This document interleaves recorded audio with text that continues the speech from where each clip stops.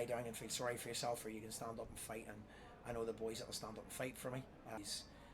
Perhaps I've got bigger egos and maybe don't want to, but I know that they're on their way back, and I know that we'll make sure that we're going to have a fight and a scrap to make sure we get the points to be in this division.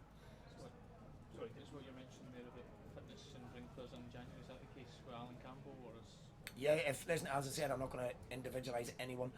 If people aren't playing when we're on a losing run, then they're not doing enough in training, or they're not fit enough, one of the two. I mean, I don't know any manager doesn't select his best team. Everyone's got an opinion on that best team, but unfortunately they don't see them during the week. They don't see how they play or train.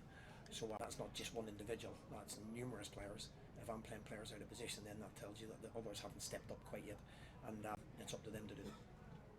How do you get those players to kind of step up? Because you have spoken yourself about you're relying on the same core group of players to go to the well for you. How much of a challenge do these guys have to actually put themselves forward? And well, as I said, the people we've signed haven't played football. Alan Campbell hasn't played for 7 months. We've got no reserve side to get people fit, so that's difficult. We don't have a big enough squad to take risks with players to actually get them fit. So it's a catch-22 situation, really. As I say, the level of resources we have in a January window, you get very, very young and experienced players, injured players with a history of injuries, where you get players that aren't playing football. That's the reality of the situation. We've built a squad 3 years ago that we were able to compete and put a squad together that will compete, and that's on its way back. And I've seen positives in the second half. I have to see the positives. You can't all be negative. It's up to the boys that have come in to work harder in training, get fitter.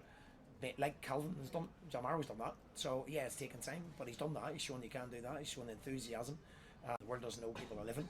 You have to earn that living. And we're going to fight, and we're going to scrap. We're going to work hard, and that's the only promise I can give. We'll work as hard as we can to turn the situation around. Today was your 5th game in 15 days.